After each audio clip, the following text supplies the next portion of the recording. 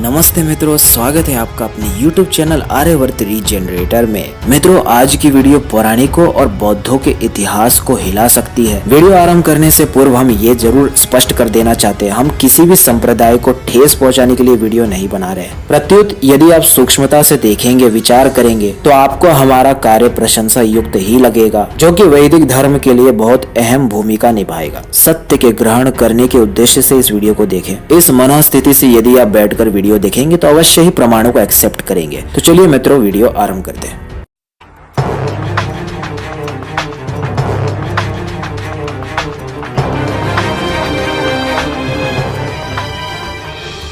मित्रों, कई सारे लोग कहते हैं कि मनु महाराज काल्पनिक है, इवोल्यूशन सत्य है। देखो, इवोल्यूशन का इतिहास मिलता है और मनु महाराज की जो इतिहास है वो परियों की सी लगती है, फिक्शनल है, छोटे बच्चों के लिए एक स्टोरी लगती है। मित्रों, इवोल्यूशन के खंडन में हमने एक सीरीज बनाई है, आप प्लेलिस्ट में उसे देख सकते हैं। रही बात काल्पनिक और वास्तविक इतिहास की, तो पौराणिकों का इतिहास हम नहीं मानते, वेद विरोधी और अनार्ष होने से। मित्रों, इसमें कुमारिल भट्ट का भी प्रमाण है। वे भी पुराणों के कई सारे मान्यताओं का खंडन करते थे, पुराणों को वे भी नहीं मानते थे। आज का हमारा विषय मत्स्य अवतार और मनु के महाराज होने का जो प्रसंग है, जो मत्स्य पुराण इत्यादि 18 पुराणों के अंदर आए हैं, उसकी प्राचीनतम स्वरूप आप लोगों तक रखना है। मित्रों, आपने ये पौराणिक कथा तो अवश्य सुना होगा कि मनु महाराज को एक छोटी मछली मिलती है जो कहती है कि मुझे बड़ी मछलियां खा जाएंगी, मुझे रक्षण करो। मनु महाराज को उस मछली पर दया आ जाती है, वो मछली को रखते हैं। अगले दिन वो पात्र में बड़ी हो जाती है, वो पात्र को बड़ा कर देते, फिर वो बड़ी हो जाती है, फिर वो पात्र को बड़ा करते, फिर वो बड़ी हो जाती है, फिर एक दिन वो समुद्र में उसे डाल देते हैं। उसमें वो जो मछली है वो बहुत विशालकाय हो जाती है और वो मनु जी से कहती है, कुछ दिनों पश्चात जल प्लावन होने वाला है, आप एक नाव को तैयार करो जिसमें आप जितनी भी दुनिया की स्पीशीज है उसके एक एक जोड़े रख लो, मैं आप सबको बचा लूंगी। ऐसा ही होता है, जल प्लावन आता है, मनु महाराज बच जाते हैं, मनु महाराज को राजा बना दिया जाता है। ये है मत्स्य अवतार और पुराणों के अंदर की कथा।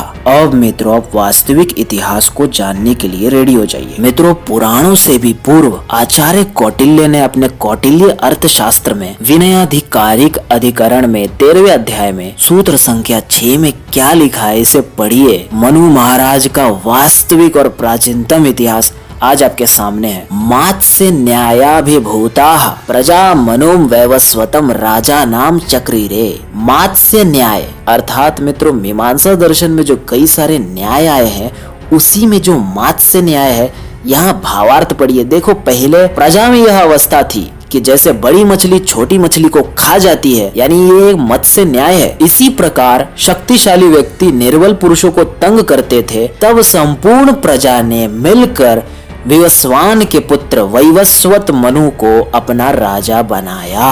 आचार्य चाणक्य ने मत्स्य पुराण की कथा का खंडन करते हुए एक वास्तविक इतिहास मनु महाराज का दिया है, जो कि प्राचीन, ऑथेंटिक और वास्तविक प्रतीत होती है। प्रत्यक्ष प्रमाण के विरुद्ध असंभववादी इतिहास यदि अनार्ष ग्रंथों में मिलता है तो उसे मानना नहीं चाहिए। सांख्य दर्शन का यह सूत्र है, शास्त्र में असंभव कार्य का उपदेश नहीं होता, यदि कहीं असंभव कार्य का उपदेश हो तो भी व्यर्थ है। तो इतना क्लियर हो गया वैवस्वत मनु का प्राचीनतम इतिहास क्या है और मत्स्य अवतार क्यों काल्पनिक है। अब आगे देखिए।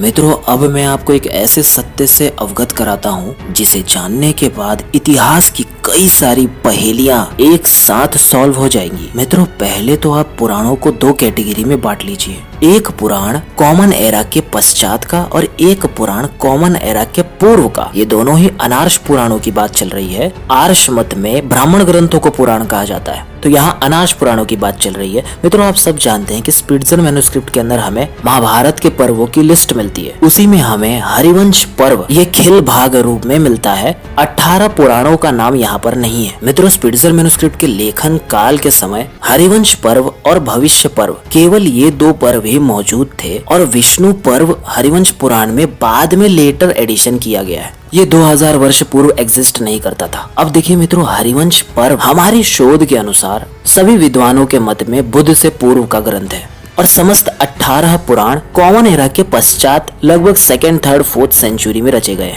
मित्रों, 18 पुराणों के अंदर हमें विष्णु दशावतार के अंदर हमें बुद्ध का नाम मिलता है। निश्चलानंद सरस्वती इस पर कहता है कि बुद्ध 2 हुए। ये बात विशुद्ध झूठ है। बुद्ध और बौद्धों का जो वर्णन पुराणों में आया है वो इसी बुद्ध का है जिसे बुद्धिस्ट मानते हैं। अब आप ये जान करके बहुत हैरान होने वाले हैं, गौतम बुद्ध को पौराणिकों ने बहुत बाद में जाकर विष्णु अवतारों के लिस्ट में परिवर्तन करके उसे एडिशन कर लिया है। इसमें मैं आपको एक अकाट्य प्रमाण देता हूँ मित्रों। हरिवंश पर्व में चैप्टर नंबर 40 यहाँ हरि संप्रदाय के लोगों ने विष्णु जी के अवतारों का जो वर्णन किया है, यहाँ 10 अवतारों में किन किन का नाम है जरा देखिए। यहाँ वराह, नरसिंह इत्यादि अवतारों के नाम तो है, फिर कृष्ण का भी नाम है जो कि द्वापर के थे। आगे थोड़ी सी इनकी पौराणिक विचारधारा में गड़बड़ है, ये लिखते हैं कि 10वें अवतार इनके वेद व्यास जी थे, जबकि वेद व्यास जी तो कृष्ण जी से भी पूर्व उत्पन्न हो गए थे। आगे मित्रों यहाँ पर देखिए बुद्ध को ब्रैकेट में ही लिख दिया है, कोई श्लोक के अंदर बुद्ध अवतार है ही नहीं। यहाँ 9वें स्थान पर श्री कृष्ण भगवान है, यानी हरिवंश पर्व की रचना काल में बुद्ध थे ही नहीं तो लिखेंगे कहाँ से। वहाँ पर ये विष्णु अवतारों के अंदर बुद्ध की मान्यता ही नहीं थी, तो हम क्यों माने कि कोई 2 बुद्ध हुए हैं। यहाँ 9वें स्थान पर श्री कृष्ण है और 10वें स्थान पर वेद व्यास जी है, और 11वें स्थान में जो अभी उत्पन्न नहीं हुए हैं वो यहाँ पर कल की अवतार की कल्पना है। बुद्ध का तो कहीं आता पता ही नहीं है। यही पौराणिकों का बाद में परिवर्तन होकर समय के साथ बुद्ध को भी जोड़ लिया। अब देखिए मित्रों, यह है पुरातात्विक प्रमाण। ये मित्रों महाबलीपुरम के राया गोपुरम मंदिर के एक स्तंभ पर उकेरी गई 10 अवतारों की मूर्तियां हैं। यहाँ 10 अवतार के अंदर बुद्ध नहीं है, ये तो पत्थर का प्रमाण है। मित्रों यही सत्य है कि बुद्ध आपके अवतार ही नहीं है, वो नास्तिक है, वेद विरोधी है। पौराणिकों की ये टैक्टिक्स थी कि बुद्ध को उन्होंने अवतार मान लिया, इसे आपको समझने की आवश्यकता है, अन्यथा आप यही मानते रहेंगे कि बुद्ध भी आपके अवतार है। कुमारिल भट्ट ने भी बौद्धों का खंडन किया, शंकराचार्य ने भी बौद्धों का खंडन किया। अर्थात क्या आपके अवतार नास्तिकता भी फैलाते हैं और अपने ही अवतारों का आप लोग विरोध कर रहे हैं। कुछ लोगों का एक कुतर्क है कि पुराणों के अंदर जो बुद्ध है उसकी माता पिता के नाम अलग है, ये देखो संस्कृत के नाम अलग है, और पाली और प्राकृत में लिखे बौद्धों के नाम अलग है। जो भाषा विज्ञान नहीं जानता है वही ऐसे कुतर्क देता है। ऐसे तो अशोक वर्धन और अशोक में भी 2 अशोक हो जाएंगे। कृष्ण को हम कान्हा क्यों कहते हैं? क्योंकि प्राकृत वर्णों में रिकार और शकार नहीं होता है। कृष्ण शब्द ही प्राकृत में जब लिखा जाएगा तो उसे कान्हा कहा जाएगा। ये 2 बुद्ध होने की मान्यता पौराणिकों का ऐसा ही कुतर्क है, जैसे साइंस जर्नी कहता है प्राकृत के अभिलेखों पर रिकार क्यों नहीं है, श क्यों नहीं है, क्योंकि वो जानता ही नहीं है कि प्राकृत के अंदर ये वर्ण नहीं होते, ये वर्ण संस्कृत में होते हैं। तो संस्कृत और प्राकृत में भेद तो होंगे ही, ऐसे हर कोई व्यक्ति 2 नहीं हो जाता। आगे देखिए मित्रों, ये जो 28 बुद्धों की गप है ये भी इन लोगों ने पौराणिकों से उधार ली है। हरिवंश पर्व के अंदर जो 28वें युग में श्री कृष्ण का आना और राम जी का भी 28वें युग में आना, इसी अवतारवाद के कॉन्सेप्ट से बौद्धों ने 28 बुद्ध होने की कल्पना रची। और जैसे पौराणिकों ने ब्रह्मलोक, इंद्रलोक इत्यादि कल्पना करी, उसी के देखा देखी बौद्धों ने तुषित लोक की कल्पना करी। अब देखिए मित्रों, B.R. अम्बेडकर अपनी इस पुस्तक में कहते हैं बुद्ध ने सांख्य फिलोसफी की शिक्षा ली। अब आप बहुत ध्यान से सुनिए मित्रों, बुद्धिस्ट फिलोसफी के अंदर बोधिसत्व होने की परंपरा है, जिसे इंग्लिश के अंदर ये एनलाइटेंड बुद्धा कहते हैं, यानी जिसने अपने चित्तमलों को दूर कर सत्व बुद्धि को प्राप्त कर लिया है, जिसकी बुद्धि शुद्ध हो गई हो, उसी को बोधिसत्व कहा जाता है। योग दर्शन के कई सारे स्तरों के अंदर बुद्धि को सत्व गुण प्रदान करने का जो क्रिया योग अनुष्ठान है, बुद्ध ने वहीं से अपनी फिलोसफी रची, जिसे वो बोधिसत्व कहता था। इसके पीछे मैं हेतु और प्रमाण भी देता हूँ। देखिए बुद्ध ने यहाँ पर धम्म पद में ये कहा है कि मैं जागृत हो गया हूँ, मैंने मार या मृत्यु को पहचान लिया है, मैं बंधन का कारण जान गया हूँ, मेरे अनेक जन्म हुए हैं, अब मैं पुनः इसे घर नहीं बनाने दूंगा, मैं मोक्ष यानी निर्वाण को प्राप्त करने वाला हूँ। बुद्धिस्टों ने मित्रों ये कहाँ से चुराई है, क्या आप जानना चाहते हैं? चलिए बता देते हैं। योग दर्शन में साधन पाद के 26वें और 27वें सूत्र को देखिए। विवेक बुद्धि मिथ्या ज्ञान नामक मलिनता से दूर होने के पश्चात प्राप्त होती है। अब उक्त विवेक ख्याति यानी सत्व हुई बुद्धि के उदय होने से जो योगी को प्रज्ञा उत्पन्न होती है, प्रज्ञा यहाँ पर बुद्धि के लिए है, उसका वर्णन करते हैं। तस्य सप्तधा प्रांत भूमि ही प्रज्ञा। उक्त विवेक ख्याति वाले योगी को 7 प्रकार की सबसे उत्कृष्ट अवस्था वाली प्रज्ञा अर्थात बुद्धि प्राप्त होती है। अब वो क्या क्या है इसे देखिए। पहली, हेय के हेतु अविद्यादि 5 क्लेश निवृत्त हो गए, अब मुझको इनमें से कोई भी निर्वर्तनीय नहीं। बुद्ध ने ऐसा ही कहा था।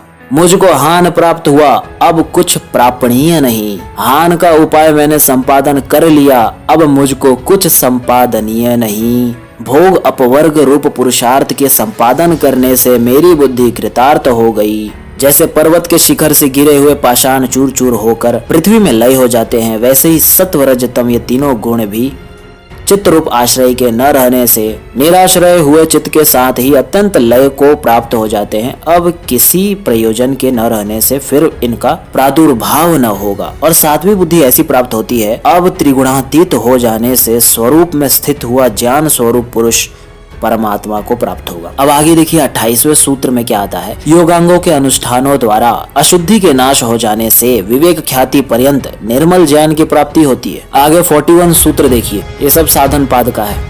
आभ्यंतर शौच सिद्ध हो जाने से सत्व शुद्धि सौमनस्य एकाग्र इंद्रिय जय और आत्मदर्शन योग्यता की प्राप्ति होती है। तो बुद्ध जो है वो योग से ही कॉपी पेस्ट मार के अपनी फिलॉसफी लाए हैं। उसमें जो जो ठीक बातें हैं वो वेदों से ली गई है, ऋषियों से ली गई है, जो जो मूर्खता है वो अपने घर से इन लोगों ने जोड़ी है। यही समझना चाहिए। सांख्य दर्शन के इन सूत्रों से ही बुद्धिस्ट फिलॉसफी के अंदर कई सारे सिद्धांत को कॉपी पेस्ट किया गया है, इसे भी आप देख लें। तो आज के लिए केवल इतना ही मित्रों। आपके लिए मेरा एक ही मैसेज है, सत्य को ग्रहण करिए, असत्य का त्याग कीजिए, सारी काल्पनिक स्टोरीज से बाहर निकलिए, रिसर्च करिए, वास्तविक जगत में जिए। मिलते हैं फिर किसी नए विषय के साथ, तब तक के लिए सभी को सादर नमस्ते जी।